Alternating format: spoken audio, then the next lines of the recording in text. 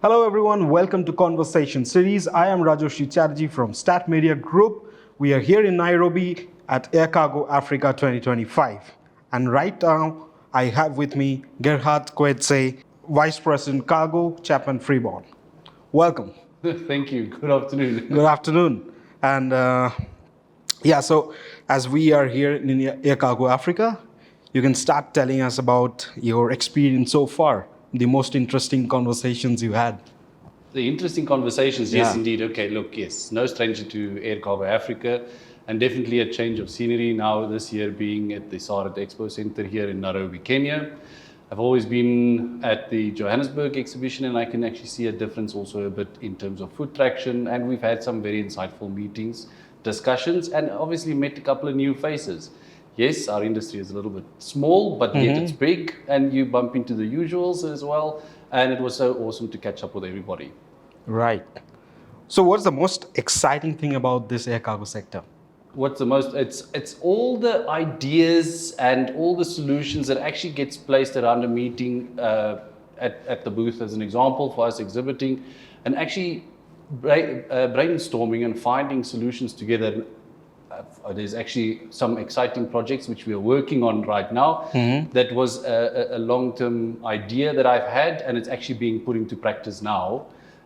We found a partner that is actually interested in doing it, and then we're actually looking forward to the excitement coming up. Right. Can you tell a bit more about it? No, I don't want to let my secret out. No, look, it's to create, we're trying to create a new route. So obviously in the air cargo logistics, it's an ever-changing market, and we have to adapt to it as well, and also listen and understand what our customers' needs and requirements are. And with this specific it's an airport that has always historically been serviced. It's not being serviced currently. And we're trying to create the next connectivity again in the sector and actually grow the corridor again. Right. Yeah. And Africa is a crucial market for Chapman Freeborn. Agreed, 100%. It's the biggest playing field for us with ever changing conditions. Yes, there are a couple of challenges, but at the same time, we also experience a lot of growth in Africa, and we actually have seen a lot of opportunities arise for the last year and a half, which is very exciting, and we're actively involved in. So how does Chapman Freeborn see Africa's role in its long-term strategy? Well, look, we're here to stay. We identified already back in the day when Chapman Freeborn moved to the Africa continent that there is a lot of opportunities. We've seen it every year grow. The verticals are becoming a bit more prominent. Africa is also taking back a little bit of its reins, which is seeing more development happening. There's also investment coming into Africa, and for us in the long term, there definitely will be growth opportunities. There will be a lot of air freight opportunities, and we want to be part of it, and we will stay here for the long. So what kind of shipments do you see in prominence, and the volumes in numbers, if you could share us? Okay, so look, yes, it's a vast span across all verticals in Africa. We see a lot of oil and gas movements. We see a lot of government and humanitarian business. We also see a lot of projects, as well as the mining sector that keeps us very busy. It fluctuates. There's a lot of general cargo movements. There's perishable cargo movements, which we are always involved in. And there has been a 33% sales growth year on year. Oh, it's quite a number. Yeah. So I assume perishable is number one? So yes, in terms of perishables out of East Africa, yes, there's a lot of movements, but there's also a lot of manufacturing that happens in Africa as well, that is exported. Yeah. And how do you see the e-commerce sector? E-commerce is actually growing for Africa now, indeed. Yes, we have seen a very big increase. There has historically always been the typical e-commerce business going into Europe and into the Americas, but last year it was a very big boom into Africa, where we've seen a lot of movements going into East Africa, into Southern Africa, and West Africa. And is it causing capacity constraints? Yes, that's a very valid question. Yeah. Yes.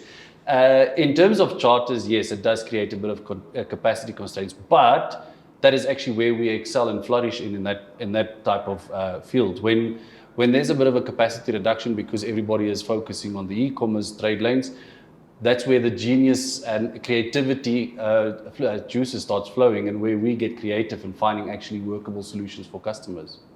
So recently, I think last month you announced one partnership with Ajax Logistics in Saudi Arabia. Yes. Yeah. So how do you what is the impact of it according to you, and how can it improve? Yeah. Okay. So obviously, as part of us growing in our market and our footprint share, we basically went into a partnership agreement with Ajax Logistics in Saudi Arabia, with us opening up our offices in February 2024 in the kingdom. Okay. We saw an opportunity for rapid expansion, and obviously partnering up with Ajax has actually grown our footprint, which also then allows us to open up more opportunities in terms of value-added services that we can offer our customers, whether it is on first miles, last miles, and local representation with our office in Saudi.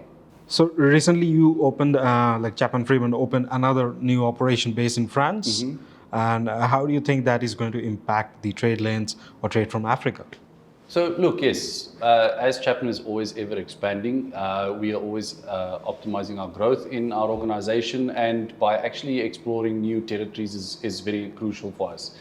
We also have to understand, again, like I mentioned earlier, our customers' needs and focus, and historical trade, and it will always be, is between Africa and Europe, and identifying where customers are based and where the goods needs to move to and from.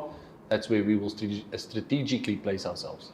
So you at Chapman Freeborn, do you see airport infrastructure, airport taxes, and customs as a challenge, or what are the other challenges that you face? No, okay, so yes, that's why we flourish in Africa, because we understand Africa's challenges. We don't necessarily see it as challenges, we actually see it as opportunities. Basically, understanding our region is what makes us good in our region, because we actually understand which areas has got its challenges, where we need to overcome them, and actually work a little bit more on focusing on what it is that we can overcome in terms of challenges. There is multiple examples of flights that we've done before, but we've managed to get them successfully going, by having relationships in the industry. Right. Having a connection in a certain country, you can make a quick call to help for guidance, and also being strategically located with partners in Africa's region makes our life so much easier, to actually overcome these challenges. And yes, and that's why customers come to Chapman Freeborn, because basically we find that solutions where they are a little bit hesitant to delve into. So do you think collaborations, or if there are any collaborations in pipeline for Chapman Freeborn that could improve trade flows in Africa? In all honesty, collaborations are very essential in our business line. Identifying partners that we can partner up with in Africa will definitely excel our footprint in Africa, and also finding more solutions towards our customers. We have potential identified some partners that we would want to approach and see how we can collaborate in expanding our ever-growing footprint in Africa. Growth is our number one, yes. Great. So one last question. It's a bit on personal note. Any memory related to air cargo sector that you'd like to share? A memory? Yeah, a special memory, a special shipment. There is so many to mention. I think it's so variant. From if I have to take it, having been involved and part of flying sharks, live sharks by an aircraft. If in the normal day in life, Live sharks. Live sharks. You would never think a shark would fly. Yeah. You've seen them fly. Giraffes. There's so many verticals which is of interest. I think what for me personally was one of the most that stood out was as a loadmaster with a former airline, I had a passion for a specific aircraft called an MD-11 freighter. And flying with this aircraft was always an awesome experience until I moved to Chapman, and I fell in love with a small aircraft called a Pilatus PC-12. That is the most versatile aircraft, and it can fly almost anywhere and everywhere and make a runway for itself to land. Oh, wow. Okay, not just figuratively, but it doesn't need a tarmac runway. And the applications you can use this aircraft for is so phenomenal, and having to fly with it on automotive flights was an everyday experience for me. Amazing, amazing. So we are looking forward to more such interesting conversations, and definitely we would like to see sharks flying. Yes. Yeah. Thank you so much. No, thank you as well. Thank you for your time. Thank you.